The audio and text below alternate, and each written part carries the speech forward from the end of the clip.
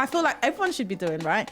Because people brought the conversation of privilege into it, and it's like, oh, you know, this is a privileged position to be in, and I was just like, I never saw it like that. Like, to me, it's just like, this is an opportunity. This is a time for me to focus and put money aside.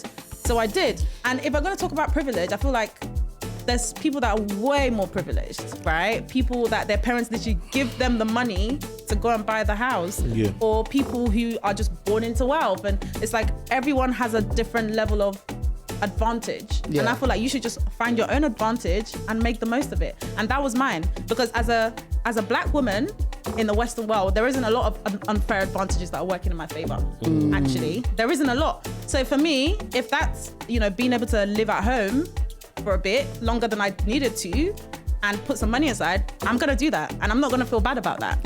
And I feel like everyone should be looking for any unfair advantage that can help them to get leverage, and they should be making the most of it. Like, focus on your own unfair, like, go and look for yours, because you probably have some. And that was mine. Facts.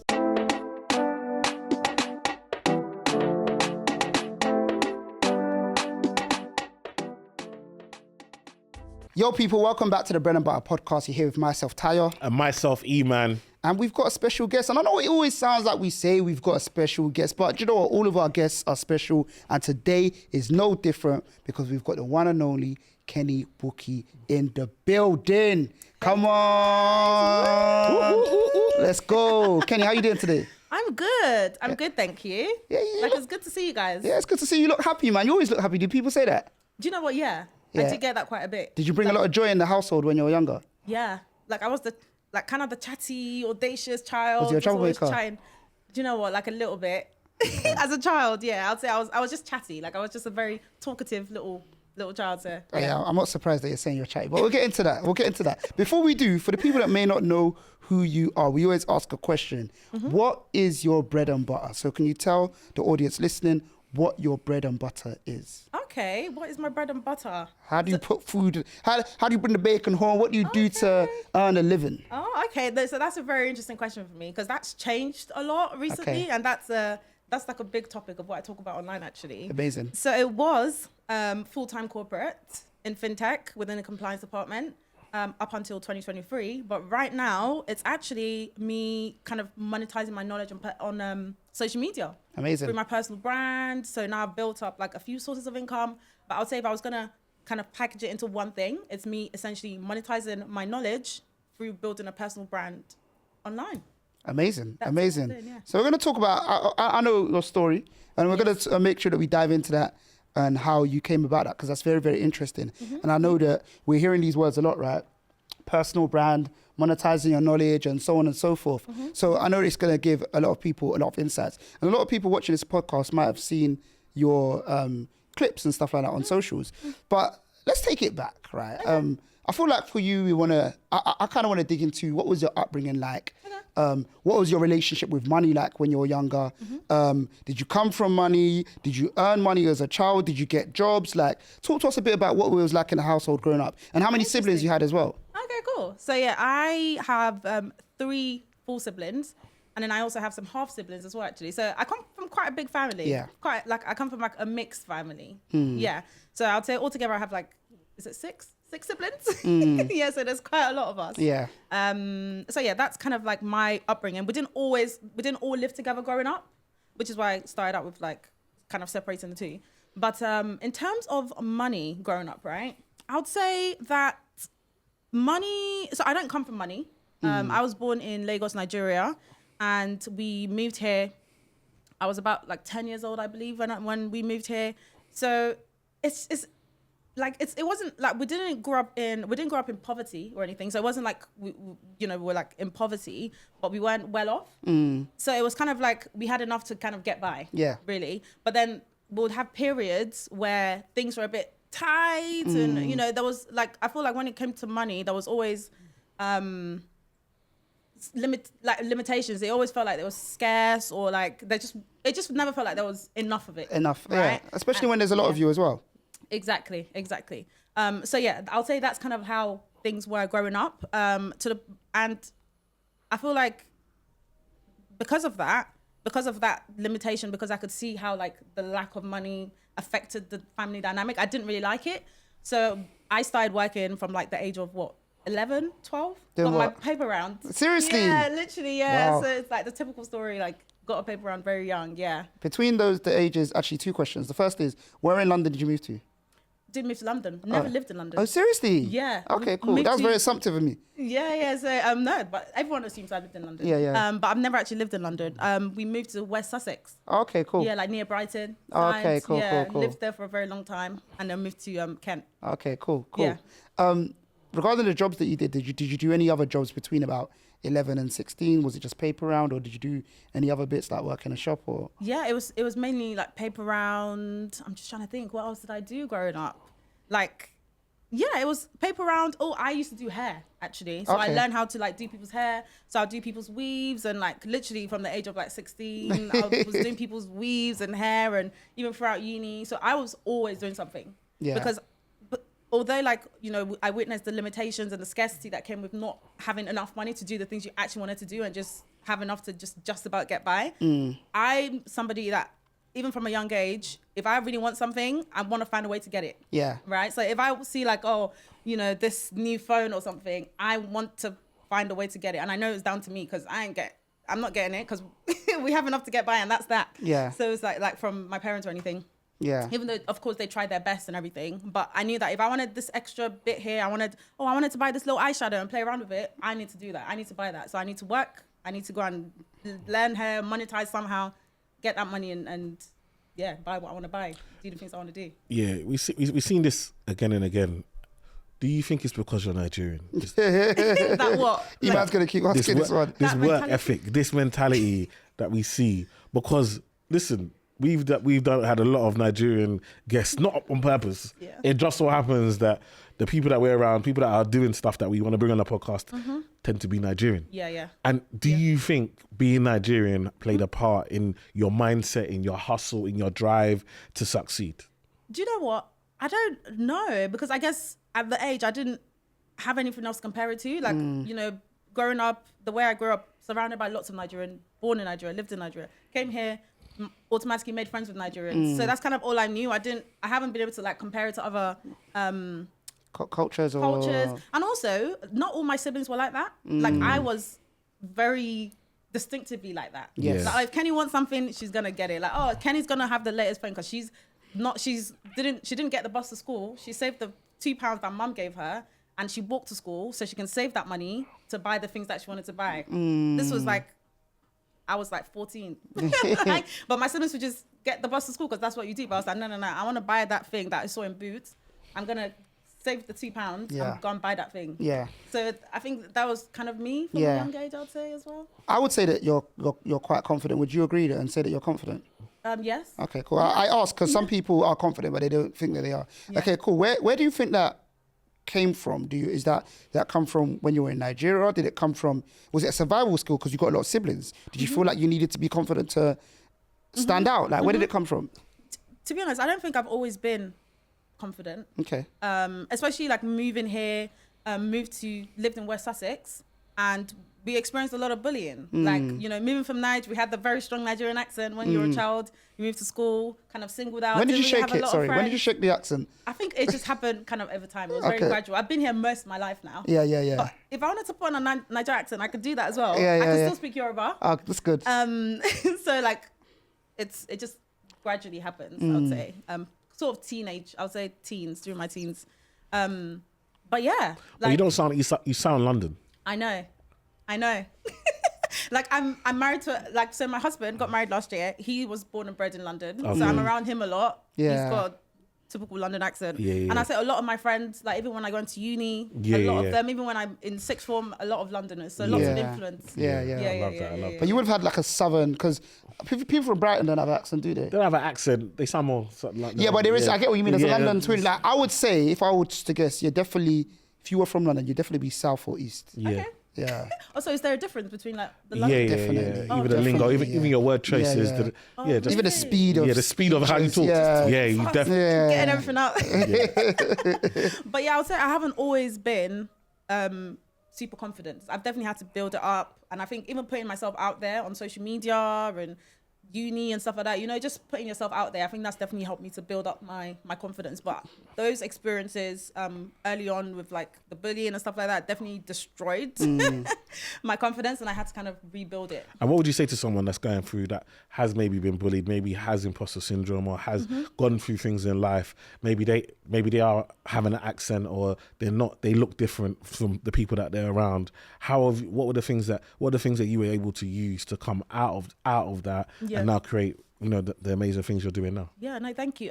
In hindsight, do you know what? I wish I owned the things that made me different, because I feel like as children, like when you're young, all you want to do is fit in. Like I remember like being young and all I wanted to do was fit in, and you know, maybe that's when my accent didn't change so much, because it's like I just wanted to fit in. I didn't want to be different. I didn't want to stand out when you're young.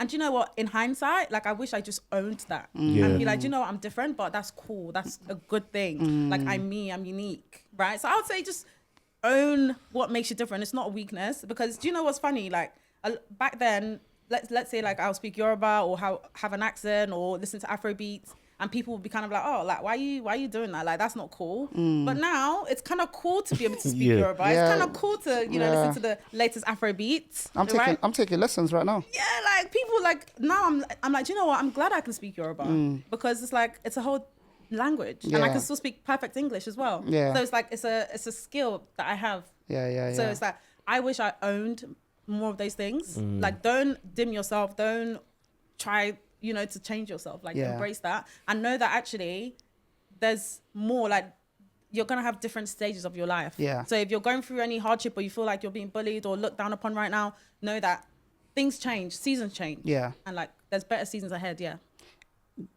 Did you go to university? I did. I can tell you was what was your grades like in GCSEs festival and sixth form? Do you know, it's you was funny. going crazy, innit? You could tell. No, these Nigerians, especially when they say, I was born in Nigeria. You was slapping like this. I don't, you were going crazy. You know, like when you're on halfway through and this person, finish me, like, walk into the back and you're stressed. That is so funny. Like I remember moving here from Nige, and actually I felt like the education system here wasn't keeping up with like, because when you're in Nige, they push you. Like I feel like I came here and I was just like, oh, this is a bit easy. Like we've done all this. I've covered all this in Nige. So that was an interesting observation. But in terms of my grades, like, I'll say my grades were good. Could have been better because of like translating to a new education system, different way of doing things, or the struggles of being bullied and you're trying to just stay afloat. So like my grades were still way above average, like mostly A's, you know, couple B's. So it's still like decent grades. But She said decent. me with my 4 GCSEs. She said decent. Hey, because I was like aiming for more, but yeah. So I think maybe it's the Nigerian thing. Maybe it's that. But so I'll say I got like decent grades. Yeah. But then when I went to uni, my grades kind of around like sixth form uni times, I got quite distracted, and then my grades started to kind of go downhill. Can I ask a question? Would you say that it was kind of the opposite effect of when you're building your confidence and like there's less bullying? Like what was university like compared to your early ages in school? Because when you were in school, you were like fresh from Nigeria and adapting. Like I can imagine that, like seeing who you are now, I can imagine by like uni, did you begin to like find your feet in who you are? A bit more confidence? Definitely. And then you're enjoying a bit more. Definitely. And distraction. naturally. Definitely. So I think I was kind of playing catch up. So all the socializing I didn't really do when I was in, you know, I was the only black girl in my year. And I wasn't really able to like fit in. So all the socializing, I feel like when I got to like sixth form and especially uni, now I'm playing catch up. Now I'm, you know, nothing super crazy, but you know, all the parties I'm there, like making friends, super social, you know, all that kind of stuff. So I feel like in uni is when I really started to kind of find my social footing. Like I had lots of friends, you know, always hosting cook-ups. So everyone come around, I'm cooking. So yeah, uni, I was distracted. What uni did you go to? I went to University of Derby. Okay, cool. University of Derby. But then I actually went to DMU for a year, and then I switched to University of Derby. Yeah, DMU. Thank God for that move.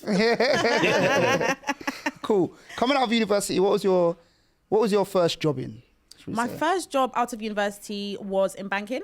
Okay. So I was working. I went into compliance, so like kind of an onboarding analyst. Yeah. So that was kind of the first thing I did out of uni, which is interesting because I had a science degree. So I did a forensic science degree. Wow. And And yeah, and then I ended up just going into banking out of uni. What bank? What was your first bank?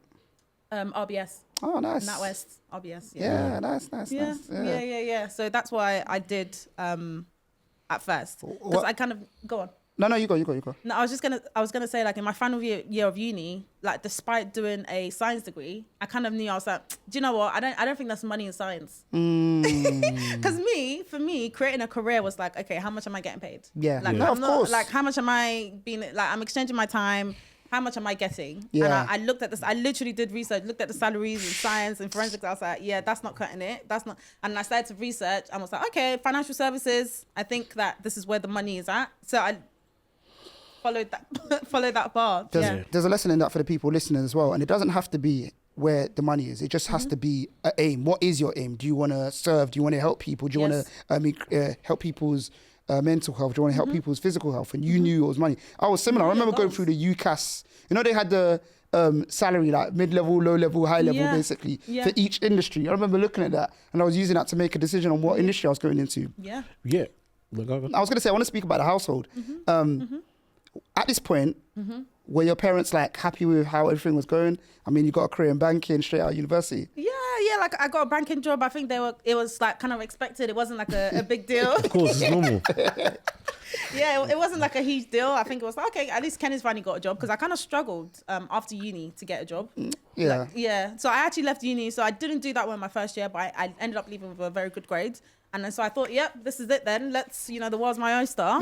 But it wasn't quite that. Like, I still kind of struggled to get a job. Once, like, I got like maybe 1-2 interviews, flopped it completely. So it was just like, oh, okay, finally she's got a job. I think that was more the thing. Yeah. I was going to say, going back to the not doing science but going into finance, like that's something that people at home should know. Like, you don't have to limit yourself. Yes. Like, one of my good friends, she did English at uni. Then she went to SOAS, to learn African studies. Okay. Then she got a job in Barclays private bank. I mean, corporate investment banking. Yeah. She's gone. She's flying now. Yeah. Making dough. She never even thought she would make money. She never even saw the conversion. But they understood. But the way she understood and stuff like that, they could see that she could learn a skill, and she's gone earning money. I said, oh, you want to go back and do English or African studies, or do you want to use it? No. Making money now. Do you understand? And it's like, actually, don't feel like, oh, because you didn't study finance, you can't get into finance or whatever. Like, there are lots of crossovers. So if you feel like, actually, I've got skills, I want to go and pursue that, you can do. Because you've shown them, especially in finance, a lot of it is you're still going to have to do professional exams anyway. So as long as you do good in your degree, you're showing them that you've got the ability to study and learn a skill. You can still, go and pursue that. Yeah, it's transferable skills at the end of the day, isn't it? Yeah. So it's like, like Iman said, you've shown the evidence of being able to do that thing. For me, it was like, okay, I've got a science degree. I'm very analytical. I did this. I did lots of statistics. I did lots of, and you can sell that to them. It's about how you sell yourself. Like, absolutely, your degree or whatever qualifications you have shouldn't limit you. Yeah, facts. So what came after RBS? What came after RBS? So after RBS, I actually got headhunted for a role, a senior role, actually. So it was a startup, but they wanted me to come in and be a manager, right? And at this point, I'm like 23. I'm like, that's a bit mad.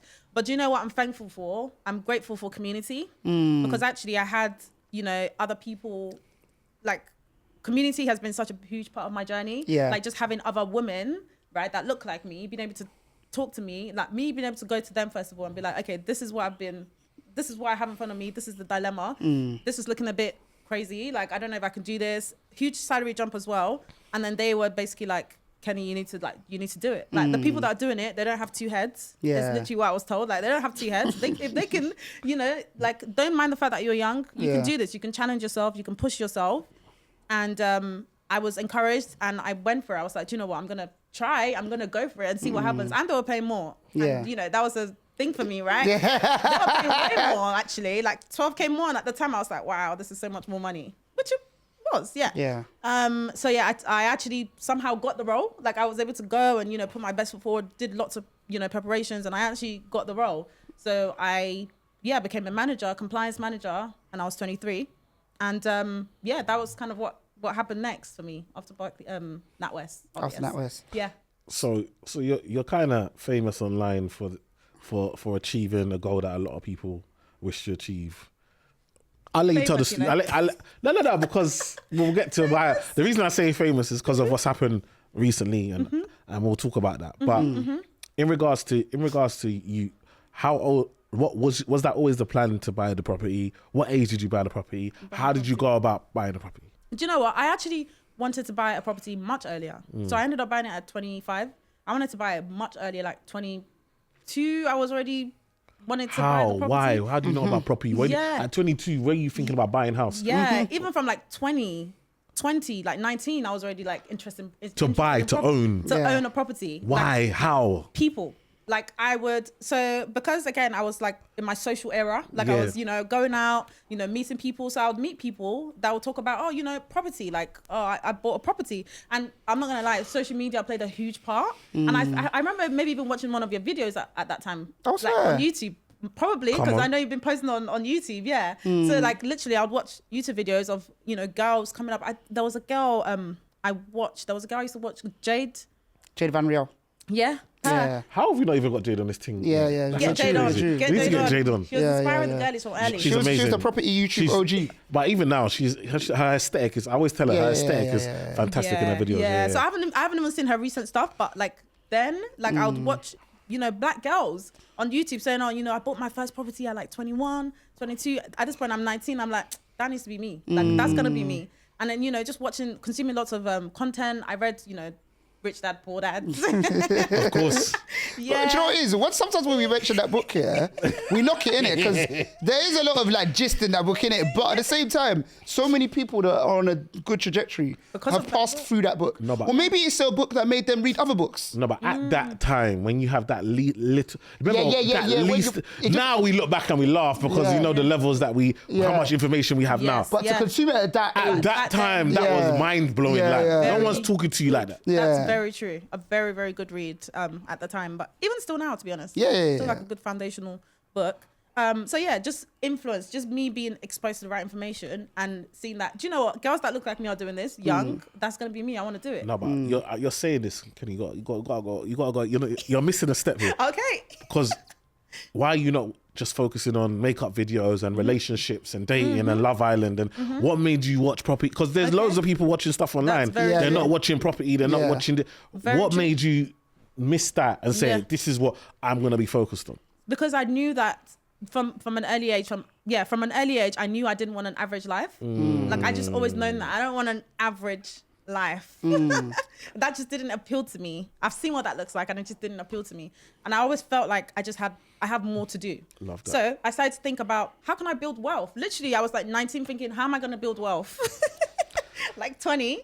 And then the thing that kept popping up was like, you have to invest in assets. You have to invest in assets. You have to invest in assets. Like I said, I read the book, I watched the YouTube videos, and it was like, oh, property is an asset. There was a lot of property content that I was watching then. I was like, oh, so property is like a real asset that you can invest in. And then that became a thing. I was like, okay, cool. So I'm going to start with property. I can just save up and then I can put a deposit down for property. I can save. Let me start saving. So I started to save. And that was after like getting into debt and stuff after uni, different conversation. But yeah, I made some bad financial decisions. It wasn't like lots and lots of debt, but it was quite a bit for me at the time that I felt intimidating. I was like, oh, I'm actually in minus. Like I have this goal, but I'm in minus. So I had to focus on paying off the debt that I kind of gathered by making stupid decisions and buying stupid things that I can't even account for right now. You know the overdrive that they give you in uni, and you're just going crazy with it. So I had to pay that off, and then I was like, cool, now I can start saving. So if I save money, I can put a deposit down and I can own the property, and then I can make money from it. I was so fascinated by the idea. So I was just consuming lots of content around it. So for me, it was about like wealth building. I wanted to build wealth. It's interesting because you said you don't want an average life, and there's so many people that don't want an average life as well. Most of the people watching this podcast don't want an average life. That's why they're taking out their time to watch it.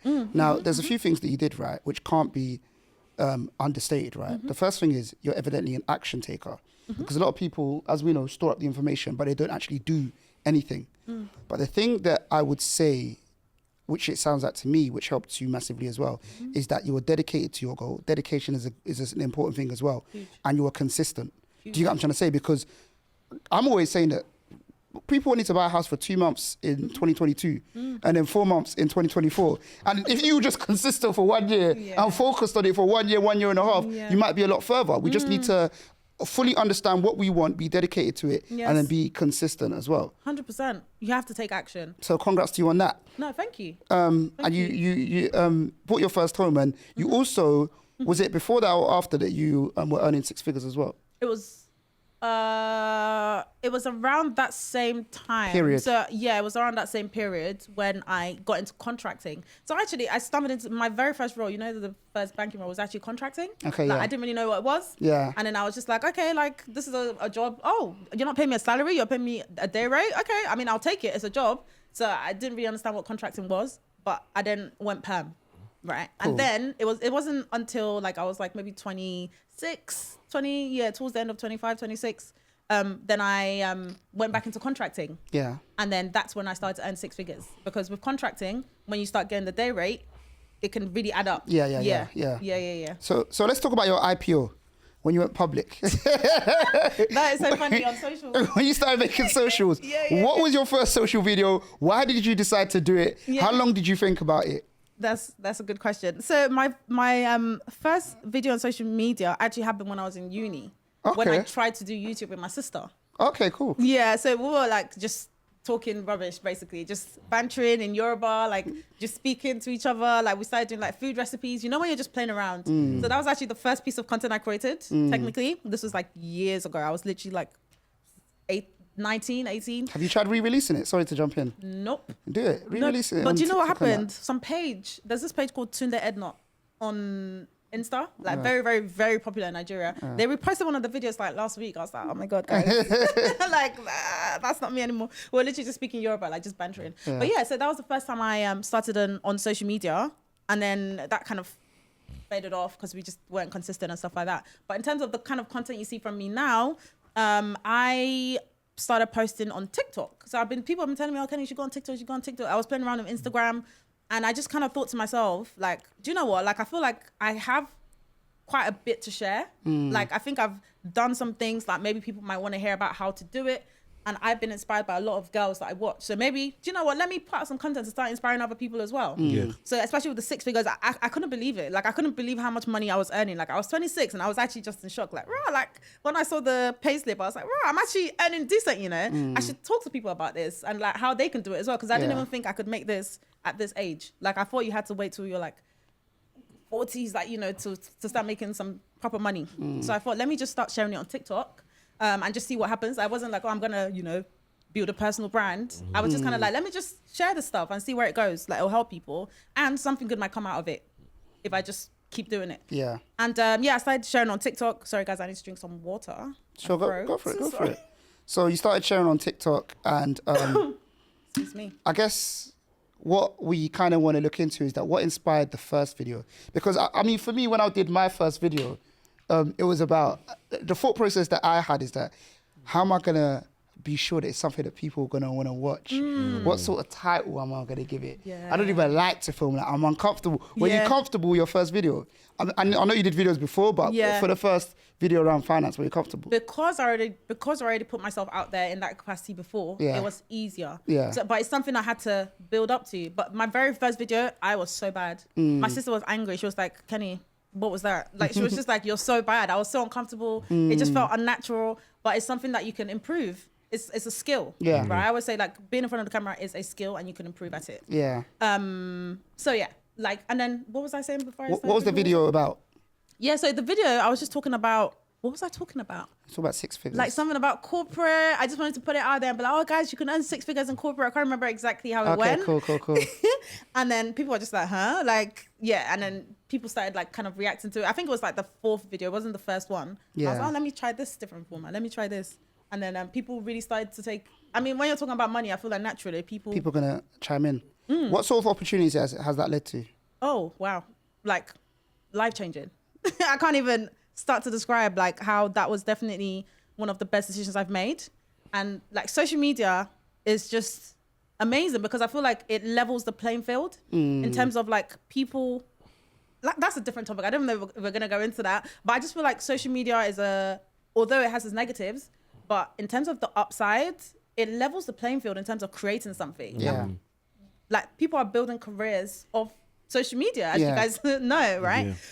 So many amazing things have come out of it. Like just in terms of the impact, like me being able to like make impact and literally help other people do the things that I'm saying that I do, you know, help people with their careers, help people with like their finances, talk about stuff like that. And then even outside of the impact, just the opportunities that it's attracted to me. It's like building a personal brand I always say it's like an opportunity magnet. Like you put yourself out there, but then the things you get in return are priceless. Yeah. Like I've almost been able to build like another career off the back of it, you know, like a profitable one as well. Yeah. It's opened up multiple streams of income for me to be able to like monetize my knowledge. Yeah. So I just feel like social media has democratized, I hope I said that word right. Just in terms of being able to build different like streams of income for yourself. Which is great, right? But on the flip side, yes, like everything you said to me should be celebrated, right? We should, like, you're a young woman, came from another country, came over here, age 25. If you're like an advert for why people should come to the UK, have children in the UK, like raise their children in the UK, because the barrier to growth, to build wealth, like you're saying, if you put the work in, work hard enough, you can buy a property, you can invest, you can have a business, you can become a social media influencer and create your own income and be self-employed. All of this can be done. Yes. So when you then start putting this out there, when negativity comes back, how do you feel? Like, how do you take it? Because when I saw something, I was upset. I think I get more upset for other people than myself. I was thinking to myself, what's wrong? Why so low vibration? Why is the mindset here so low? Like, why did like people start questioning, because you lived in your mum's house or like, and you're thinking to yourself, well, even if, like Tyler said it earlier, like even if there are people that live in their mum's house, they're in overdraft, they're in debt, they're on credit card, and you're in your mum's. So don't act like because that guarantees that everyone that lives at home and doesn't pay rent all of a sudden is going to be a homeowner, because that's not the case. Like, what's your thoughts when these things are happening, and what would you tell people? Because again, that might be a reason why people feel like they don't want to put themselves up. And before you answer Iman's question, just give context to what happened as well with the news article, exactly what the news article said, and the responses. So I made a video. So I started talking about, so when I started talking about careers and making money, naturally I started to talk about finances as well. Okay, this is what I've been able to do. I've been able to buy a house. Oh, how are you able to buy a house, Kenny? Oh, I saved up money. Oh, and one thing that really helped me save up money was living at home, right? So I was very transparent in saying that actually me living at home was prime time for me to just put some money aside, because I was not paying rent. I was helping out with bills. So my parents, I'll help out with bills, help with food shop, but ultimately I wasn't paying rent. So for me, I was able to put like quite a good amount of money aside. Because I could have moved out, because I was actually working like 3 hours away from work, but I was like, no, I'm gonna drive. So I was driving like 4 hours per day to get to work and back, sometimes more. So there was sacrifices I made, but ultimately, because I chose to stay at home with my parents, I was able to save more, right? And then I put that on social media. And then somehow that video just kind of blew up, and then it ended up on Twitter, which is the most toxic platform. Do you know what? And then all of a sudden people like started messaging me. So this video, I posted it on TikTok, and I'm not on Twitter. And then 2 months later, randomly, I'm getting messages. Oh, Kenny, by the way, you know you're viral on Twitter. I'm like, huh? Like you're viral on, like your video is going viral on Twitter. Like my brother messaged me from the US, like people messaged me, friends messaging me, receiving DMs. Oh, you're going viral on Twitter. And then I just went on Twitter. I was just like, okay, I need to actually go see what's going on. And the comments I was seeing, I said, what? I said, this is wild. Like people were so pissed off. Like people were so angry about the fact that I lived at home, you know, and then people started bringing in so many other things into it, like, oh, you know, not everyone can do that. Not everyone has the opportunity to live. People were just so angry to the point where I just closed the app. I was like, okay, fine, like this is crazy. And then news outlets started picking it up. The Daily Mail, so many news outlets started picking it up, and it was just crazy. And then it ended up on the Shade Borough at one point. And it was just a thing. I was just like, wow, what? Because I said I lived at home. Would you guys rather me lie and say, oh no, it's because I'm so amazing? It's like, yeah, I lived at home. I took advantage of me being able to live at home. Like not even necessarily took advantage, because it's not like I was taking advantage of my parents, but it was more like I'm making the most. Yeah, you was making the most out of which I feel like everyone should be doing, right? Because people brought the conversation of privilege into it, and it's like, oh, you know, this is a privileged position to be in, and I was just like, I never saw it like that. Like to me, it's just like, this is an opportunity. This is a time for me to focus and put money aside. So I did. And if I'm going to talk about privilege, I feel like there's people that are way more privileged, right? People that their parents literally give them the money to go and buy the house. Yeah. Or people who are just born into wealth. And it's like everyone has a different level of advantage. And I feel like you should just find your own advantage and make the most of it. And that was mine. Because as a Black woman in the Western world, there isn't a lot of unfair advantages that are working in my favor. Actually, there isn't a lot. So for me, if that's, you know, being able to live at home for a bit longer than I needed to and put some money aside, I'm going to do that. And I'm not going to feel bad about that. And I feel like everyone should be looking for any unfair advantage that can help them to get leverage, and they should be making the most of it. Like, focus on your own unfair, like, go and look for yours, because you probably have some. Yeah, and that was mine. Facts. And I want to say, like, look, Twitter is like a toxic platform, man. I started off on Twitter, but I stopped tweeting. Now I tweet and I read and I don't really tweet. And that's mainly because I understand why I make the content you make. Iman understands why he makes the content he makes, and you understand why you make the content you make. And I don't want anything to put me off making content for my community. Yes. I don't want to experience what could happen because I know how they move on Twitter effectively. But when that thing happened, I tweeted some bits. I didn't at you because I'm still moving in the shadows, innit? But I tweeted some of my thoughts, innit? Because it was really, really like frustrating to read for a number of reasons as well. There's a few things you mentioned. So some people said that you were lucky to live at home, innit? And living at home and not paying rent is a privilege. But a lot of people do have that privilege as well. There's some people that rent and have to rent. There's some people that rent and chose to rent. But they'll say that, well, my parents live 1 hour away from my work, so I can't live at home. It's not I can't. No, you can't. You're choosing not to, right? You're choosing convenience. It's a choice. A lot of people are choosing convenience, which is absolutely fine. You sacrifice convenience. Massively. A lot of people are choosing convenience. And I think that our audience that are listening to this are tapped in.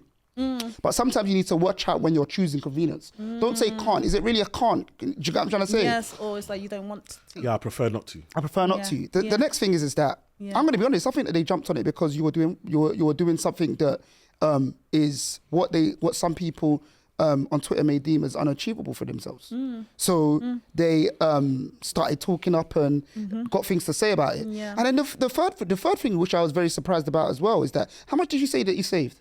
It was like 50 grand. 50 grand is a lot of money, but they will move like it's £1 million. It's not a lot of money. No. What I tweeted, let me, do you know what it is? I'm someone who, who I am, I speak for the masses, innit? That's my thing, innit? So 50 grand, what I said when I tweeted it, I said 50 grand is a lot of money, but it's not at the same time. Yeah, you say you tweet for the masses, yeah? But the masses of where? The masses of the UK. If we're in Dubai, and 50 grand is not, do you understand? Even in Nigeria, in certain parts, if you're on the main, if you're on the island, you're not 50 grand. It's funny because that's literally what I tweeted to me. If I'm being honest, that's what I tweeted. I said that I cannot believe that there's so much kerfuffle over 50 grand. Like people are moving mad, and someone tweeted something underneath the comments of it as well. And I think that what they said is that sometimes in the UK it feels like it's a race to the bottom, if that makes sense. Like everybody is like, and the other thing I started saying, do you know I started saying something? What? After that whole fiasco as well? You might tell me say bare times. In the UK, we've been tricked to thinking 50 grand's a lot of money. It's a lot. Yeah, it's a trick. It's a trick. Yeah. It's a trick. They've done superbly well. This. They've tricked us into thinking 50k is a lot of money. It's not a lot of money. Attaching words like higher rate taxpayer to it. Exactly. Exactly. Yeah, and I personally think, hot take, I think that mediocrity and things that are just not that great are celebrated too much in this country. Well, sometimes I feel like mediocrity is just like, people see things that are average as like great, and it's not that. I feel like we need to think bigger. Yeah, absolutely. As a society. And it's all about comparable. Like you said, to some people that's never seen, if you've only ever had £100, you've never seen £1,000. The only time you ever see £1,000 is payday. Then after that, it's gone. So you say, 50 grand. But you have to understand that you don't have to live like that. Like the system, if you play the system the way it's designed, 50 grand will be a lot of money to you because that's how it's designed for you to stay in your bubble and see that as something aspirational. But the reality is that you don't have to stay like that. And so 50 grand doesn't have to be a lot of money to you. I'm trying to be too politically correct. I am, but it's true. It doesn't have to be a lot of money. And do you know what? I understand and relate to people having different realities. Like, it's okay, like if your current reality is £1,000 is a lot to you, that's your reality. No one can take away that fact from you. Once upon a time, to me, $1,000 was a lot of money. But now I feel like you have to understand that, okay, this is your reality, but know and understand that there's bigger out there. Yeah. And like, still, it's okay to still think big. Do you get what I mean? It's. I think that's super important. It's okay to think bigger when you don't have much, you know. Yes. And just believe. Be like, you need to have audacity in this life. Have audacity. So yeah, super, super important. How does it make you feel when you get those comments and you know that you've put out content to better your community? Because it's not the first time it's happened to a black woman. Do you get what I'm trying to say? And it's not the first time it's happened to you. Yeah, it happened. I went viral. It was like a similar thing. That happened to me a couple of times where like something I put out there to just help my community because they were asking me questions ended up on Twitter and then people were having a go at me. So that happened a couple of times. And do you know what? Like at first, I can't lie. The very first time it happened, because it was so unexpected and shocking, I was like, what? Like, this is so crazy. It did affect me a little bit where I was just like, okay, I'm not going to pay attention to this. No one messaged me like no one tell me about this. I don't want to pay attention to this. And I think it put me off creating content for a little bit, to be fair. Like, because I was just like, oh, it's a bit too much. But then the second time it happened, I was like, okay, so I think this is a part and parcel of putting yourself out there. And I think that talking about money as well is quite a touchy subject for a lot of people. I've realized like people get quite touchy, especially when you're quite open about it and be like, oh, this is how much I made, this is how much I saved. Like I've been able to acknowledge that actually this kind of triggers people a little bit. People get triggered by this topic, right? So I think I have a bit of grace in that aspect, knowing that, okay, I think this is a trigger topic for people, but I'm not gonna stop talking about it, because actually what I do know is that my community and the people that follow me love what I talk about and find it so helpful, and that's what I focus on. So and you focus on your tribe. I focus on my tribe, and also the amount of opportunities that me putting myself out there and talking about the things that I talk about have provided for me. I'm not stopping. But also, I'm not stopping. We have to also remember that if people are triggered by what you're talking about, they can block you. They can choose to skip. They can choose not to listen. They can choose not, but someone can't keep coming back to your post and telling you what you should be saying. They're the biggest fans. Like, do you understand what I'm trying to say? And so it's actually they have a problem, not you. They're projecting. They're projecting, because at the end of the day, for me, it's inspirational. Like when I remember when the girl said, I earn 125k and I work in tech, and she lost her job. Everyone went mad. Bro, the craziest thing is that she then created steps to do what she did. Did they find her employer? She's got two names, Talia and Yasmin. On she was doing it on tech, so how to become a cloud architect or something like that. She said how much she earned, and then she dropped a guide on it, and they got her down. Found her employer. No way. Yeah, I probably said she broke HR rules, and that's wild. And so she got sacked. But I think she's bounced back from. And she's making like double that. Now. But it's one of those things that it's so important to understand that, like, how many like people are gonna see your story and say, you did it. Yes. You weren't born here. Nope. You came over. You didn't grow up in London. You got bullied.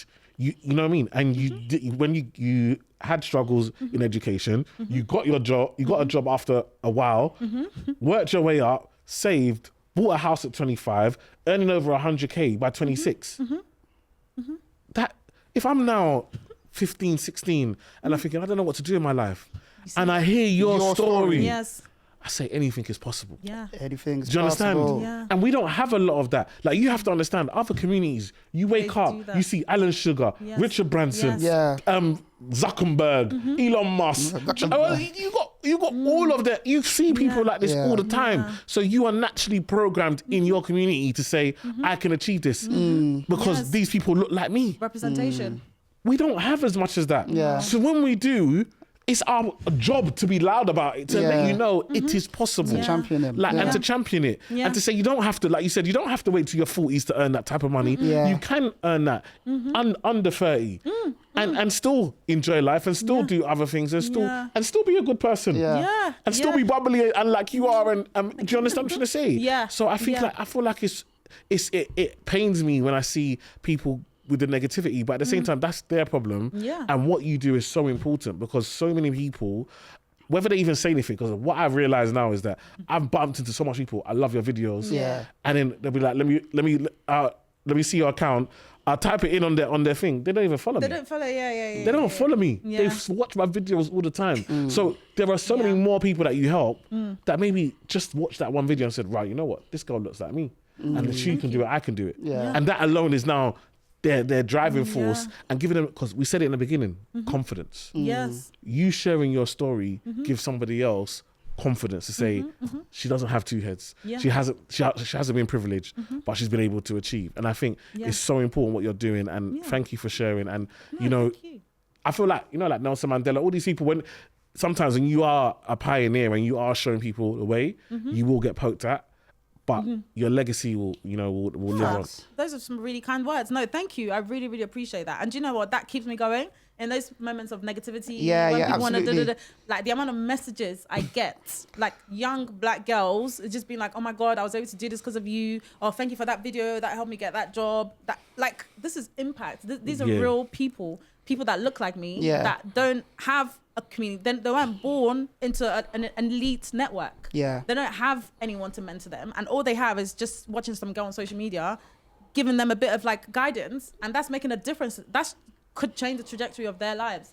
The same way watching other young black women on YouTube helped me think that, oh, actually, maybe I should get into this property thing. Oh, maybe I should start saving money. Maybe I should start being more sensible. That's changed the trajectory of my life. Yeah. Because now I'm able to be in a position where I could quit my job, you know, a couple of years ago and do what I'm doing now because I've built up that financial stability to be able to do that. Yeah. And it started from watching those people on YouTube. Yeah. Watch even people like you, even your content from back in the day, just giving a bit of guidance around, oh, this is what you should do around property, or, you know, these things are important. Yeah, absolutely. And it's a privilege to be able to now pay it back, you know? Yeah, facts. So, look, my mum and dad watch this podcast. Oh, hi, mummy. And a lot of, I went to church today. I found that a lot of my aunties and uncles watch this podcast as well. Yeah. Now, I want you to break something down to them because you left a banking job where you're working, earning 6 figures to becoming a content creator. Can you imagine? And a lot of them do not get that one bit. Yeah. So we need to, do you mind if I tell a story quickly? Yeah. Antoinette won't mind me, I'm telling this story. So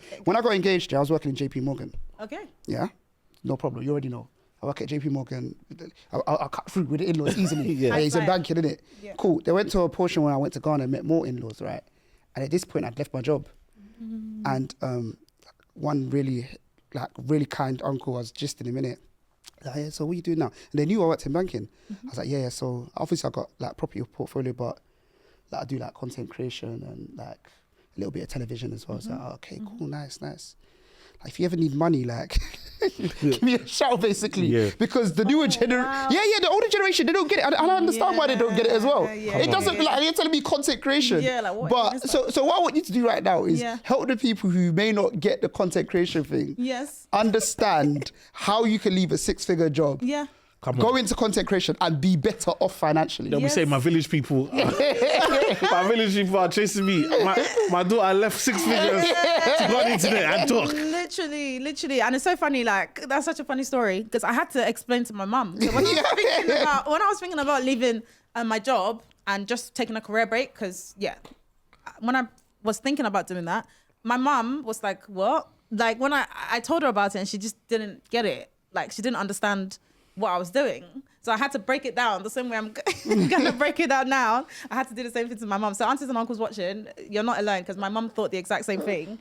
But essentially, content creation, because you're putting yourself out there, you're creating what I like to call like digital assets. Like every video you put out there, especially if you're somebody that's talking about maybe education, you know, educating people in some way, like having impact on people in some way, you're putting out these digital assets. And if you put out enough of them and have enough eyes watching, then you can monetize that in different ways. And if you're able to like be consistent in doing it and you are known for something, you can build up a personal brand. So by putting out content, you can build up a personal brand and be known for something, build up a reputation in an area, and people know you for a topic that's valuable.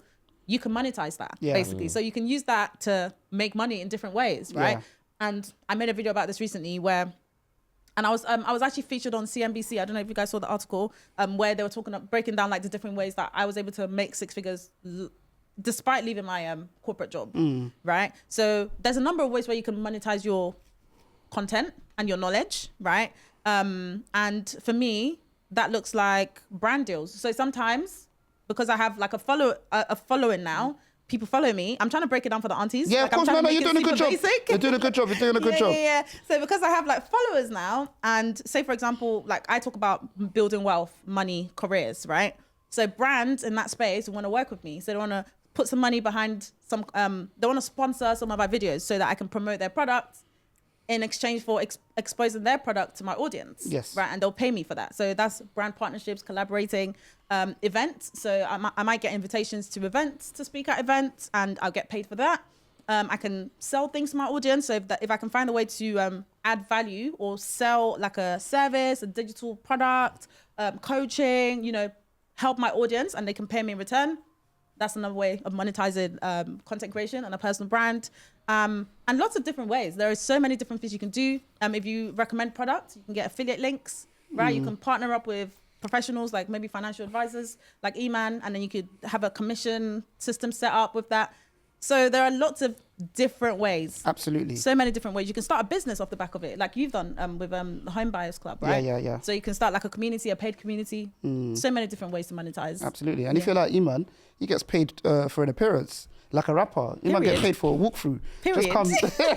Just come, Eman. make a story, show people that you're there. We'll send you the check. Period. You thank God Love for his that mercy. for Eman. Thank God for his mercy. Thank God for his. So love thank you for that. breaking that down. And as you mentioned on the CNBC article, you mentioned that that's allowed you. Everything that you described has allowed you to make over six figures, or more than what you were making in your banking career, Yeah, which is amazing as well. Yeah. So hopefully that gives people some insights. Yeah. What's next up for Kenny? Well, what's up next for Kenny? I think for me, right, I'm somebody that likes to, like, the version of me 2 years ago liked to have like a solid plan, like, oh, everything must be, you know, planned out. And I think it's good to have plans, right? But plans don't always go the way you think that they're going to go. Like if you have like a 5-year plan, you have to be open to the fact that you have to be flexible because things could go a bit different. You know, we're not in control of everything. God is in control of everything, right? Yeah. So I'm not being too rigid in terms of like where I see myself in 5 years, for example. I'm making the most of opportunities. Like the opportunities that I have right in front of me right now, I'm going to make the most of those things. I'm going to keep doing what I'm doing. I'm going to continue to build my personal brand, put out lots of free, valuable content to help people and just keep finding ways to add value. Yeah. Right. No, So for example, sense. I'm even creating like a program that I'm launching next month to help people build like profitable personal brands. Oh, nice. Because I believe, you know how I said at the start, like social media is leveling the playing field for people that are coming from nothing. Yeah. Right. People that are building from scratch, because everyone starts on their wealth building journey. Everyone starts from different points, you know, in terms of let's say if it was a race, everyone starts from different points. And I feel like social media, even things like LinkedIn, being able to like leverage LinkedIn for your career, right? So I'm putting together like a program that can help people like actually implement these things to build a personal brand that will help them to get to their 6 figures. Yeah. Because I feel like you can actually if you have some skills, you can leverage those things. You can put your skills together, package your skills together with a personal brand that can help you achieve your financial goals and achieve financial independence. Like I'm a big believer in that. So I'm putting together something to help people to do that, essentially. Amazing. And I'm really excited about that. Sick. Come on. It's lit. I'm really excited about that. So yeah, that's kind of what I'm working on. So just carrying on doing what I'm doing and adding more value, basically. So before we let you go, Yes. you're always with the gems, especially career gems. So for someone at home now, they're on the average salary 30K, 35K, and they want more. They wanna increase their income. Like, what would be your top tips for doing that? I would say that first of all, you have to understand your current skills. Because some people, you're just doing a job. You're just working, going into work every day. You don't even know what skills you have.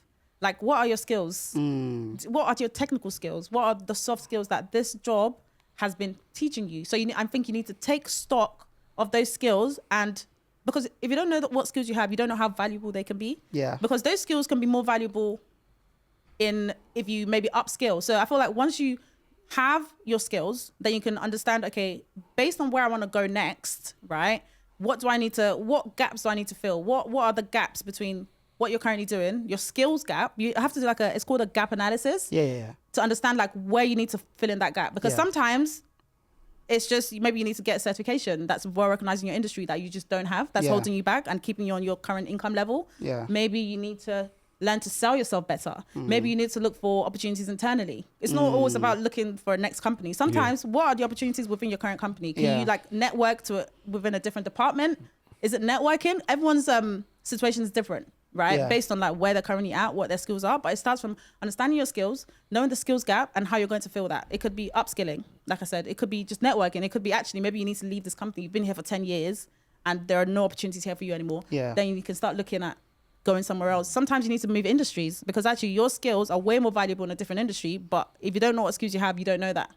Facts. So it's different for everyone, but just understand your skills, understand the gap, and start to fill those gaps. Love that. Amazing. And then build a personal brand. Yeah. That always helps. Yeah, even in the corporate space, it helps, man. Yes, on LinkedIn, get on LinkedIn. Yeah, facts. We always ask people, what is the W and the L of their journey? What is the cream and the crust, if you will, as it's the Bread and Butter podcast? Okay. Just so they can understand the journey Cream and understand that there's highs and lows. So what do Okay. you say is the W and the low point or lesson? Okay, in terms of, Just your journey. It doesn't have to be career only, just of where you are today. okay, so the crust. The Should we crust start is with the low crust? point. Yeah, let's start with the crust. Yeah, and then the cream. I would say the crust. I'm trying to think. So now I have to think of all these negative things. I'm trying to think of the worst about one. a lesson. Or a lesson, even a lesson. Lesson. What's kind of- lesson. Something that made you think that, do you know what, I won't do that again, or it's because of this I turned to this. And Do you know what? I would say like a big lesson is to trust the process a bit more, like have more faith. Because I remember like sort of early to mid 20s, I had this like crisis where I was just kind of feeling like, what am I doing in my life? Like feeling so stuck, like, you know, just feeling like comparing myself to people, and just like, I just went through this really like bad period where I didn't really see any light at the end of the tunnel. And I guess if I could go back, I'll just tell my younger self then that there is a light at the end of the tunnel. You have to, don't give up on yourself. Yeah. Never, ever give up on yourself. You just have to keep going. You have to keep trying, right? So, and have faith. Like for me, I'm a Christian, so I like to have faith that, do you know what, God is working things out in my favor. Love that. Like he's working things out for my good. yeah, And he has, and he is, and he continues to do that. yeah. So that's what I would say. Just have more, trust the process, have more faith, for sure. Lesson, that's my lesson. And then in terms of the highs, I would say that I think it's another lesson. And I think it's the same lesson, that things do get better. You're not the first person that's done the W and the L in the same like thing. I think things do get better. Like the life I'm living right now, like the things I get to do, I've never pictured it, especially this early. Yeah. Like I just didn't think it was ever going to happen. Like the things have just taken such a great turn for me, and I didn't expect that. Like I genuinely didn't expect that. So things do genuinely get better, especially someone from my background talking about building wealth. You know, like that's crazy talk to some people, but that's my reality right now. Yeah. So things do get better, but you just have to keep going and have faith. Yeah. Love that. Amazing. Kenny, let the people know where they can find you. Okay. The people, you can find me on all of the short form platforms. She said, the people. The people, them. You can find me on TikTok. I'm on TikTok, always posting there. I'm on Instagram, very active on there. I'm on LinkedIn. Yeah. Okay, I'm on LinkedIn. And I'm on YouTube Shorts for now. Is it all, what's the hashtag or what's the Hashtag Kennie Bukky. It's the same everywhere. KENNIE BUKKY. People say Bucky, but it's Bukky. Yeah. It's Bukky, yeah. People are like, Kennie Bukky. It's like, no, it's Bukky. It's Bukky. But yeah, that's where you can find me, and send me a DM. Let's chat. Like, reach out. Let's connect. Amazing. Yeah. Amazing. Thank you for joining us. I've Thank enjoyed you the so episode. much. Thank you Guys, so much. Kenny's dropped so many gems. Make sure you check out our content. Some amazing stuff on there. Let us know in the comments who you want us to bring on next. Let us know what gems you feel like Kenny shared, what you want to hear more of. And make sure you share it as well, man, because this is an important episode for people to hear. Super inspiring episode. So like, share, subscribe. We'll see you on the next one, man. Peace Thank out. you so much, guys. What a good conversation.